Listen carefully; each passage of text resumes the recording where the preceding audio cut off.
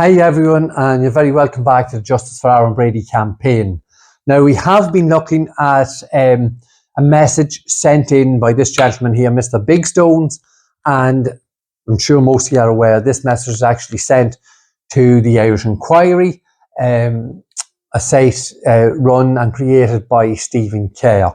And Stephen released a video of the very first presentation created, we put together for the Justice for Aaron Brady campaign. So we've had a look at a number of these points. We've had to actually take a break for a week or so because we were working with Stephen last week, and I hope most of you had a chance to see the 3 nights where we went through the 6 different aspects of Aaron's case and trial and the investigation. So we're just going to come back to Mr. Bigstone's statement, question, whatever you like to call it, and just finish off on it.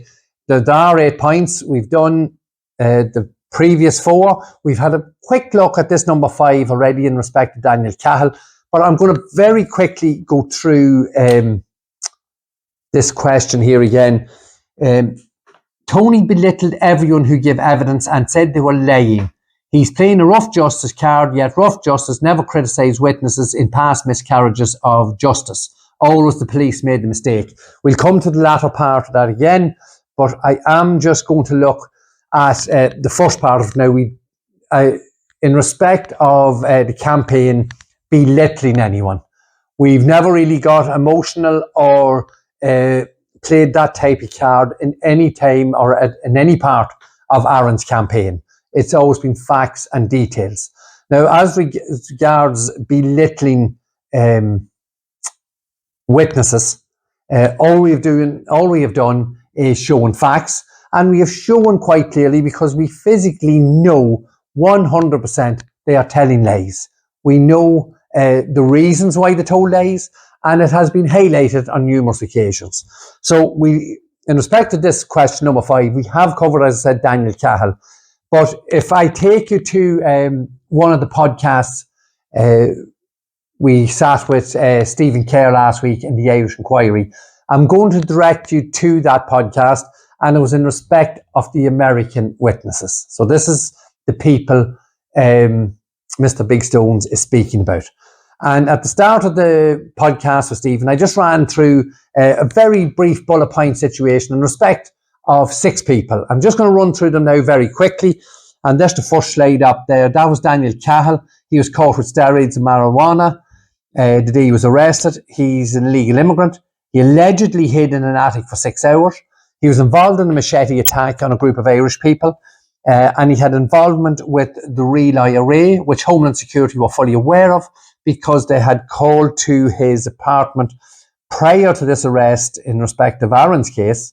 Homeland Security had called to his apartment looking for a gentleman called Dean Evans, who subsequently admitted and was sentenced for the murder of Peter Butterly, a gangland murder in Dublin. Then we had a look at Molly Staunton, assaulted while giving her testimony from a kitchen in New York.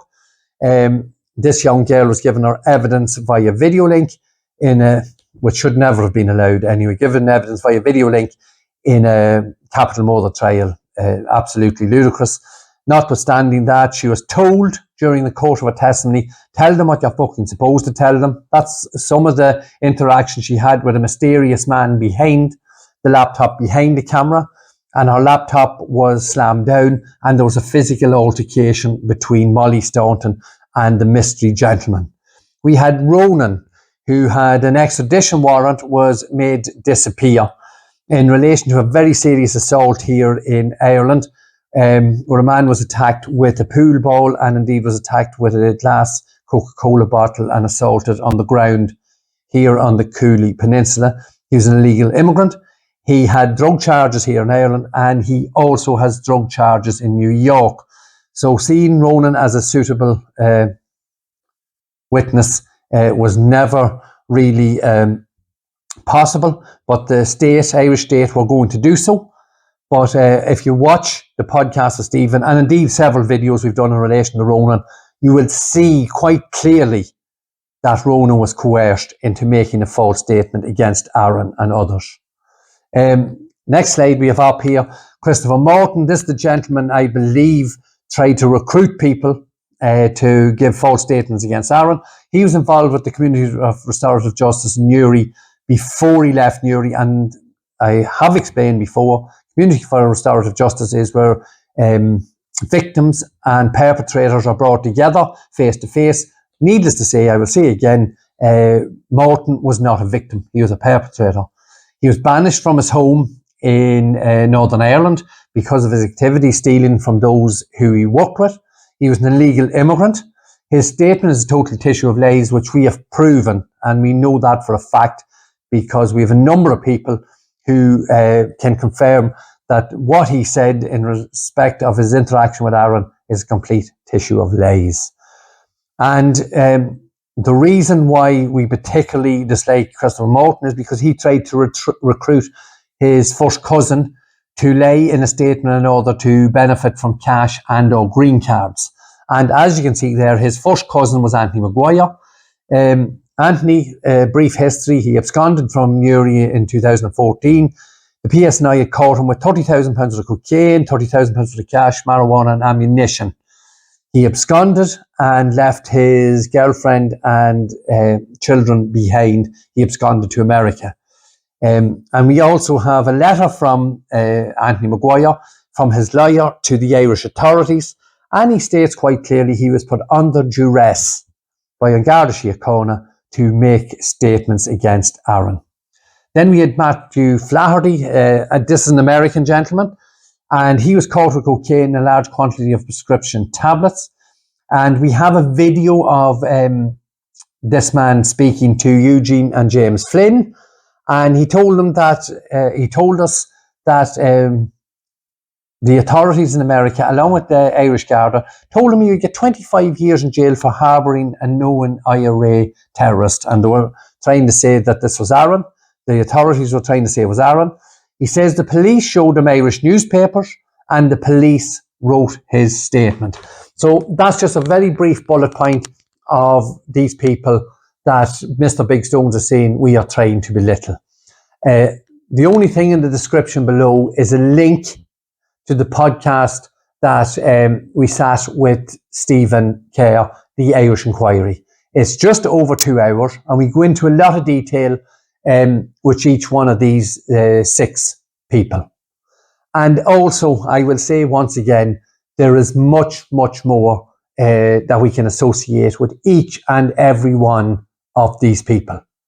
What you hear in the 2 hours is not, again, it's still not the full story, but there is a limit to times for all these things. And we have created a large number of videos in respect of each and every one of these people who give false statements against Aaron. So that sort of covers Mr. Bigstone, his accusation that we belittle these people. If drug dealers, criminals and illegal immigrants told lies against you or a member of your family, would you not stand up and contradict and rebut the lies they are told? I think that's only right and proper, and that is exactly what we are doing. We are not belittling them as such. There's nothing to belittle. Most of these people are already in the gutter on their own behalves. The Bradys had nothing, didn't make these people become drug dealers or involved with criminal gangs. We had nothing got to do with that. But we have everything to do with showing how these people have told a tissue of lies to save themselves. So hopefully that'll cover that part of number 5. Our next video, we're just going to have a quick look at this ridiculous statement by Mr. Bigstone that is normally the police that are highlighted for coercion and criminality during investigation. But we'll have a quick look at that in our next video. So thank you once again. Please, if you do have time, have a look at the link to the podcast below with the Irish Inquiry, and you will see exactly what we are trying to highlight in respect to these 6 people who told lies against Aaron. Once again, thank you for watching, and we'll see you in the next video. Thank you.